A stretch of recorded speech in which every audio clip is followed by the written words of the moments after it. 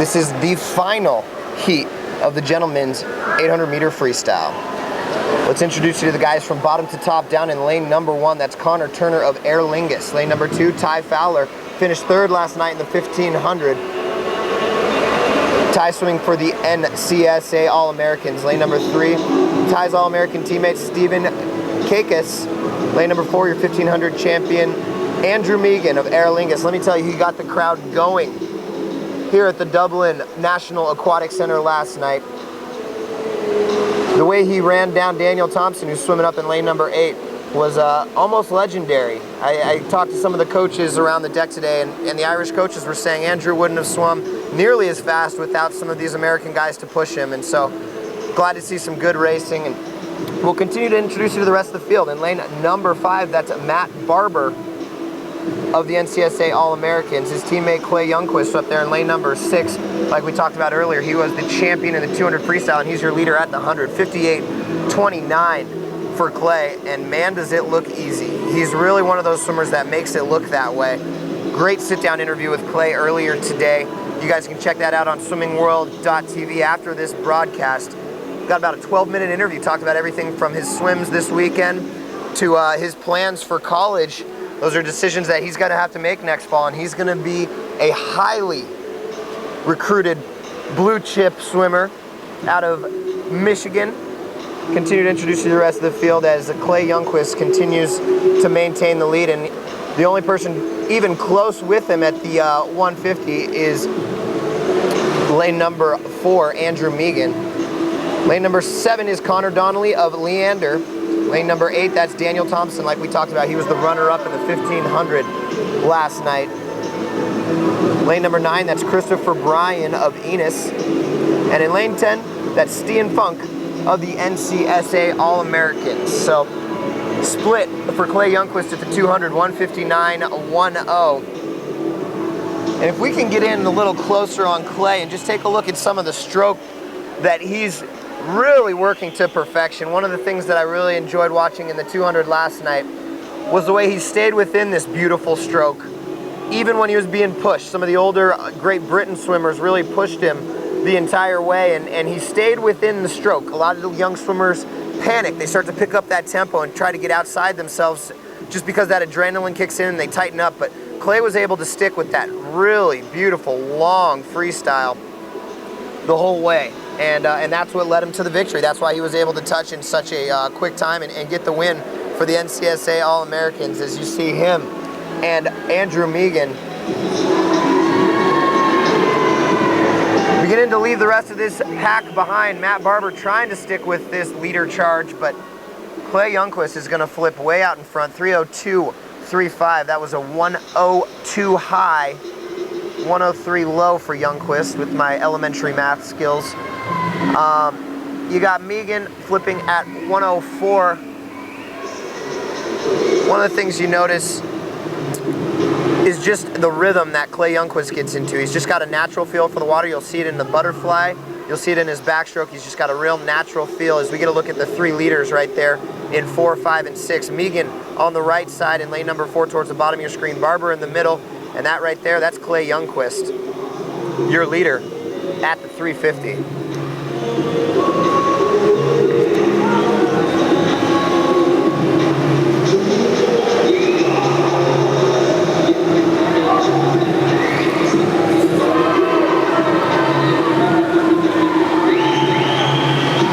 So this is eerily familiar to what we saw last night in the 1500. It's a different NCSA All-American, but it's the same Irish distance swimmer.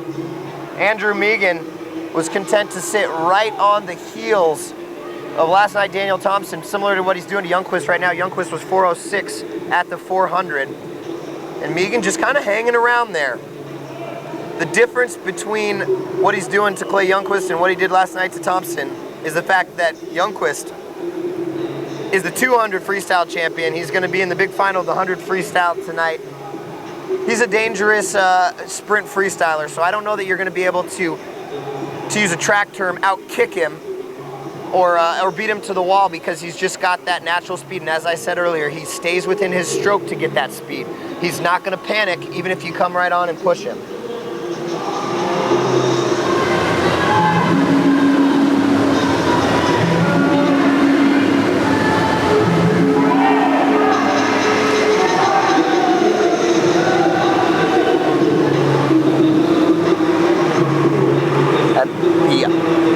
500 mark. Youngquist, 5:09.80. Megan, 5:10.50, so less than a second separating your leaders. 5:12.18 for Barber, right in between them in lane number 5.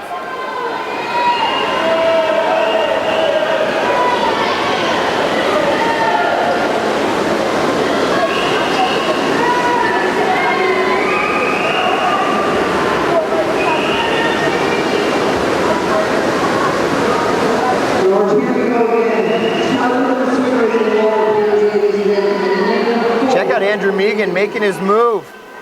That's a very intelligent swimming move right now. He understands that he's not going to be able to do it in the last 50, but if he's going to make a move, might be able to do it in the last 250. That's the only way he's going to beat Youngquist. So now we've seen Megan's move. Let's see if Youngquist can counter here. That's almost a Prefontaine-esque decision right there from Megan. He knows he can't outkick him in the last 50, so he's going to try to outkick him in the last 250. He's got 200 meters to go, and right now he's got a 3/10 lead. Youngquist trying to stay with him. Again, Youngquist not getting out of his stroke, but Megan ever so slightly beginning to slip away here. Barber also coming up on the leaders.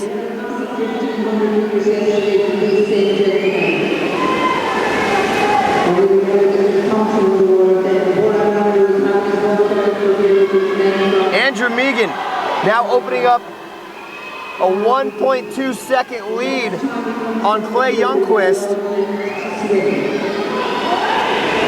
Youngquist now breathing towards Megan. Andrew's breathing to the other way. It can work one of two ways for Youngquist. If he starts reeling him in, that's the adrenaline that he needs. If he keeps having trouble getting close to Megan, this could be a little bit of a mental downer. With 100 meters to go, it's Megan followed by Youngquist. Again, what a brilliant move by Andrew Megan. That's just some great swimming. Like I said, last night he was content to just sit on Matt Thompson until the 14:50 mark, and then he figured he could outkick him for 50 meters. He just outkicked Clay Youngquist for 250 meters. A very intelligent young swimmer from Aer Lingus. Very impressive stuff from Andrew Megan. Matt Barber coming up, looked like he might be able to challenge Youngquist. And here comes Youngquist. Youngquist showing some spunk. Youngquist making his move. What a swimmer! Clay Youngquist with 15 meters to go is on the move, but he might run out of room. Youngquist made his move just a little too late. Andrew Megan able to hold him off, much to the pleasure of the crowd here in Ireland. Another fantastic men's distance race won by Andrew Megan to get us started on night number 2. What a swim. You got to give your hats off to Youngquist for going after it. I mean, he had every reason just to give up. One of them being the fact that he had a body and a half length, the other being the fact that he's got the 100 freestyle later tonight. But Youngquist, obviously pretty fatigued at this point, put in everything he possibly could to try to run that down. Youngquist, you don't see Clay Youngquist that tired very often, but you got to give your hats off to Andrew Megan for the second night in a row, touching out one of the young American swimmers. And Megan, so far, is the distance stud of this 2010 Irish Nationals. Barber finishes 3rd. Let's get some times.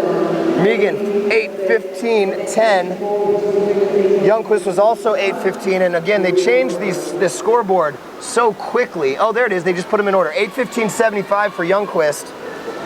8:21.31 for Barber. So I guess they got that memo on giving us a little more time to look at some of these times here. So we get a good look at the final order in the gentlemen's 800 meter freestyle.